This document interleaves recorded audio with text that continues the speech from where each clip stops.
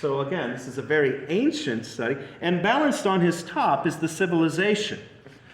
So Our Lady stands above the ancient civilizations. She's bringing a new message from the one true God. She actually bears the one true God, who's no longer far away, but now close, right in the center, right at Tepeyac, right where they're gathered in the procession. So they're discerning this gospel. What was the civilization built upon, the foundation? Okay, the priestly head, but also the eagle wings. The eagle wings are supporting this new civilization. So as the eagles went around the bloody temples, eagle meant sacrifice. And so there is a sacrifice for a new civilization of hope, of life, that's ancient, but also new. And so this individual, it's a sacrifice that's uniting heaven and earth and bringing a new culture about. So there's another very, very important glyph, hieroglyphic, that deals with eagles. And it would have required looking very carefully, and the Aztecs could have seen this later when talking with St. Juan Diego, the eagle that speaks. There's like a brooch that she's wearing. So the white cuff and collar, part of her royal gown, has this, and this is very customary for the brooch to be on an Aztec princess. When a little girl was born, the emperor would give this special brooch, which indicated his love for her. So he might think, this is my little flower. So there's a flower on the brooch. Or this is my precious son, and there's a son on the brooch. What does her father give her but an eagle that's surrounded? Her brooch speaks of sacrifice. Her mouth's not open, but she speaks through the sacrifice. And what kind of sacrifice is this? Is this the kind of sacrifice that deals with ripping out hearts? St. Juan Diego could have pointed out very clearly to the Aztecs what looks also to be not only an eagle, but the Maltese cross. The cross of the one true God. And so there's this symmetry between the cross and the eagle, the one true God, and then the sacrifice that's the foundation of a new society, a sacrifice that unites heaven and earth. And so the gospel message is unfolding. It's a story of a woman, Bishop Madera from Mexico. He's now passed away. A great bishop who lived during a time of persecution when the Masons were murdering the Catholics during the Cristeros battle. And he escaped to the U.S. for protection. And he believes Our Lady protected him so he could serve as a priest of Jesus Christ. But he tells that in his study, the Aztecs, when there would be a princess who was pregnant, it would be a time of great celebration, a time of great joy. And so from the palace, she would be entered out, and the emperor would say, behold, I bring you a new child. I bring you new life. And everyone cheers, and there's a big festival. But with this, Mary being the mother of Jesus, Bishop Madera says, the Aztecs are looking at this whole moving motion, and what they're seeing is her father saying, I bring you a prince. She's pregnant, the image of the one true God, her son related to the sacrifice of the cross. When the procession continued and the tilma was placed in the new chapel at Tepeyac, millions of pilgrims came day after day after day, saying, I'm understanding this message, but what is this one sacrifice that unites heaven and earth? What can you tell us about the one true God? You know sacrifices because you're the eagle that speaks. What is it about this sacrifice? What must we do to worship the one true God? And so St. Juan Diego in the Nikon Mopua says this is what is told. He tells the story in the mission. She came to reveal him who is the one true God, to exalt the one true God, to make him manifest in her love. And so, the gospel message, the good news, is that the one true God is not far and unconcerned. The one true God has come to be with them in Tepeyac. The center of all creation, the creator of all that is near and far, is close to us, is with us, God with us. Emmanuel. St. Juan Diego would describe that the one God does not wish for us to kill each other, but rather the one true God in love came to lay down his life for all of us. We see the cross, the crucifix up there. That is the one true sacrifice. His sacred heart is pierced, not that our hearts get taken out. So the heart that's here relates to the one true sacrifice uniting heaven and earth, because what is happening is that heaven is filling the heart full of life. And the heart is blossoming with truth, and the heart is being transformed into a temple of divine life.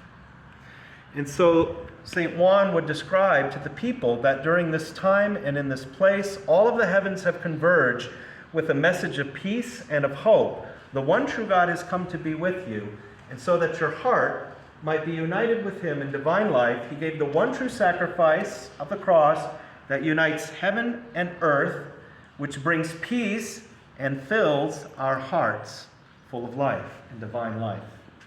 And so the answer to the question, how did 9 million people ask for baptism who didn't speak Spanish or Hebrew, or could even read alphanumerically? They read the Gospel of the Tilma. And they said, we want that divine life. We want to live in union with the one true God. Tell us about this sacrifice. She is the mother of the one true God, and she is pregnant with Jesus Christ, Emmanuel. God is with us, true God and true man. So that's some of the scholarship of Monsignor Eduardo Chavez. I mean, there's so much that could be said, but I want to end with a prayer. There are a number of miracles, and I can't get into them all, but there was a scientist who worked for IBM a number of years ago, got permission to look at the tilma with a very high-powered microscope. He magnified the eyes by 1,500 times and then went further in. Now, mind you, this is a cactus fiber from 1531. I mean, one miracle is that the cactus fiber had this image on it. The other is that we still have it today. It should have degraded in like 40, 50 years, especially the environment in Mexico City. So he got the permission to look at it, and in one of the eyes, it looks like Bishop Zamarga, Juan Diego, and the guards. The other eye has countless numbers of human silhouettes and shapes. So one opinion is that one eye is of the moment of the miracle when the roses were opened, but then the other eye shows the outgrowth of new life and newly baptized people. Significant thing is this individual from IBM was looking at it with a high-power microscope. We don't really have the current technology to create on a cactus fiber these scenes. So that's an example. When Monsignor Chavez was looking at a lot of the documents of the early converts, he would see that the Aztec converts would want to go to Tepeyac, but they would say in their pilgrimage, we want to sing a flower to Our Lady. We want to sing a rose, flower meaning truth. And he's like, well, what does that mean? And how did music relate to this? So he worked with a mathematician. That mathematician's name is Professor Ojeda Llanes, a mathematician and professor. And what he did is he looked at, and I will show you, looking at how the stars and the flowers could be mapped onto the staff, music staff, spatially, and how it would be in a piano and how it would go down. And so, oops, the wind got me. As soon as you left. Thank you. And so, what Professor Llanes did is he put that out, and what I'd like to play for you is what he discovered, what you just saw in that image, in that photograph. I will play for you what he found. And this would be the piano looking at the different spatially recognized hieroglyphics and translating them onto a music staff. Oh, we lost our Bluetooth.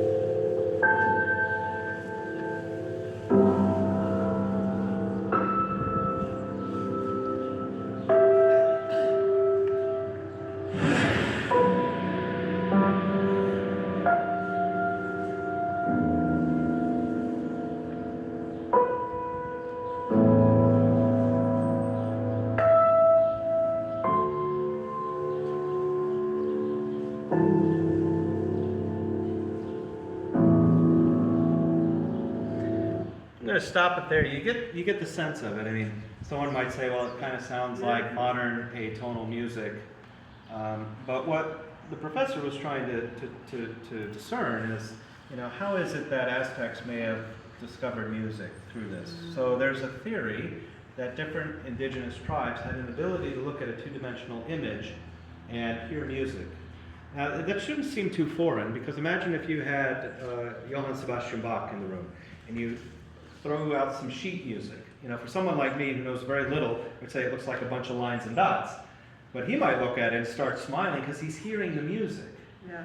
And so if these are notes, then there's music that's there. I mean, because she's dancing, she's praying, there's motion. So Monsignor Eduardo Chavez got together with this mathematician and a computer scientist and a musician. And again, looking at what does the phrase, I want to sing a flower to Our Lady, what does it mean? And he wanted to have sort of a more modern approach. So just like with the eyes, kind of a deep scanning microscope, he was thinking we could run a computer program to scan from top to bottom the tilma. And this is something that sometimes is done with famous works of art. So if you had the Mona Lisa, and then you had an excellent replica, even some of the top experts in art might have a difficulty picking out which one. I mean, because some of the frauds these days are very, very sophisticated. But what you could do is run a computer program that has an algorithm that translates the two-dimension. In the computer, you could pick out which one was the true one. So what ended up happening is the computer scientist ran a scan of a reproduction similar to this, a full size, and came back and presented it to Monsignor, and it sounded like static. He's like, whoa, that's not really music. But, the researcher was like, well, what did you expect? I mean, when you run a scan, it's just going to come out as a sound file, but it's not for human ears. It's more for how the computer can, there are measurements. And so Monsignor prayed about it, and he asked the Cardinal Archbishop for the permission for the algorithm to be run on the actual tilma. And the computer scientist, who was not a Christian, the mathematician who was Catholic, and the musician were shocked at what came out of the computer, what came out of the program, and the standard algorithm. Monsignor Chavez, I heard him present it, he said there are no instruments involved. What you're hearing is the tilma as interpreted. And the fascinating thing is that, like what I said, sounded like contemporary atonal music. What was in this book here, that melody arises. Yeah. And so, what I'm going to play for you now is what Monsignor Eduardo Chavez, oh, by the way, since I'm looking, the eye here, what is seen when magnified thousands and thousand times? This is what is seen in the eye. So that's on a cactus fiber. It would be less than a dot. This would be invisible to the naked eye. Yeah. God bless Bill. So you can see if you want to pass that down. So Monsignor Chavez explained. He was at the Pontifical Congress of Ecclesia in America, where all the bishops and their representatives from North America, Central America, South America came. And for the presentation, he said, none of this was performed on any musical instrument. It shocked the researchers. It corresponded to how the mathematics professor discerned the music in here. And he said it's probably the newest modern miracle of the tilma. And so you have the Totus Tuus prayer here. While I play this music from the tilma, you may want to entrust yourself to Jesus through this prayer, to listen.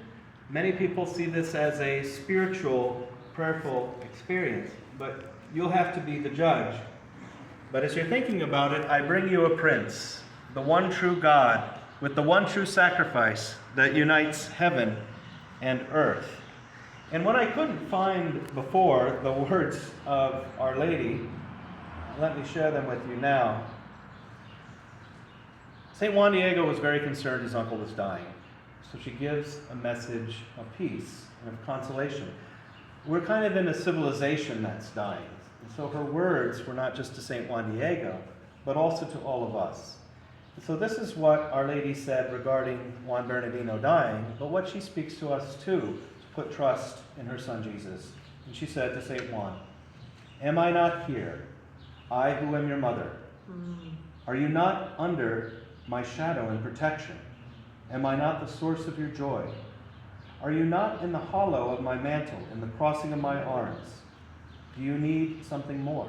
And the crossing of her arms is Jesus Christ, in the hollow of her mantle, the hidden river of divine life. She says, "Let nothing else worry you, disturb you. Do not let your uncle's illness pressure you with grief, because he will not die of it now. You may be certain that he is already well." And then at that very moment he was cured. So we need a miraculous cure to become a culture of life. This message is of a civilization of life and of love. And Monsignor Eduardo says this is the song of the Tilma. This is the song, miraculously, that was discovered. I don't know why that happened. This is what he heard.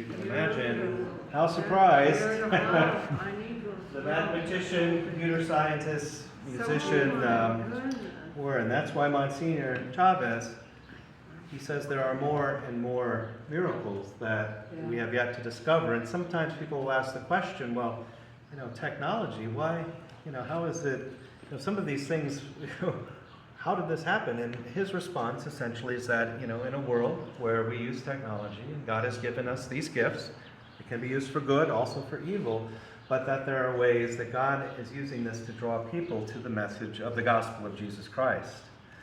And so when I spoke of enculturation, and I want to leave you with this, and maybe we can do some questions if there's time. Enculturation includes a notion of growth. The Pontifical International Commission, head by St. John Paul in their document, Faith and Enculturation in 1988, says the term enculturation includes the notion of growth, of mutual enrichment of persons and groups, rendered possible by the encounter of the gospel within a social milieu. Okay, an enrichment of persons. So St. Juan Diego, having the blessing of, going through a conversion with the help of European missionaries, and then the Aztecs reading this gospel, what ends up happening is this great dialogue between the continents of Europe and Asia and Africa, because Christianity had spread to Asia, Africa, and now the whole Western Hemisphere. And so this idea of the one true sacrifice, what Monsignor and others have seen through decoding of the codices, this was very enriching for the Spanish to hear. And then for the Aztecs to listen to St. Juan Diego speaking in Nuat and sharing the words of Our Lady, the words from heaven in Nuat, that was very enriching for them. But one really neat example of the enculturation and the dialogue between cultures, it wouldn't have even occurred to the missionaries or to Guzman or to anyone that this was the dome of the sky, let alone that someone's mind could fold it out. And then it's actually from above. It's so looking up to find the stars. And so some of the Europeans who also enjoyed astronomy said, well, can you explain a little bit more about this? And they looked, and they discovered that the constellations that were known from the Greco-Roman tradition, constellations that would not have been known, of course, the Aztecs, they had their own, myths related to the stars. But the missionaries said, according to the traditional constellations most of us know now, is that there are several that are important that are found in the night sky. And so on her head is the constellation called Corona, or the Northern Crown. Over her heart is Virgo, the Virgin. On her shoulder here is Scorpion coming, and she's turning her back to Draco, the dragon. She has behind her the Southern Cross. So her leg is lifted, her left leg is lifted, and the cross is there. These lines indicate a mythic story, essentially, of the phoenix. This indicates a resurrection. So it's not just the cross, it's the cross and resurrection. So Our Lady starved into evangelization, title given by Saint, bringing the story of death and new life. Now over her womb, where the one true God, where Jesus Christ is, it's Leo. And so we go to the Old Testament of the Lion of the tribe of Judah. And so what I'll leave you with is how the early missionaries were struck by how this corresponds to the Apocalypse of St. John, the book of Revelation, chapter 12, that says, "Behold, the heavens opened up, and the Ark of the Covenant could be seen. A woman clothed with the sun, with the moon under her feet, and on her head a crown of 12 stars. And she was with child. And the dragon would pursue her, but the dragon would fail, and she would crush his head." And the term used by the Aztecs wasn't Guadalupe. They used a different word that was Guadalupe. I'm not as sure if I'm saying it right in Nuat. But what does that term mean? It does mean in Toltec that meant she who crushes the serpent's head. Wow. So this icon represents the cosmic battle between good and evil that has been waged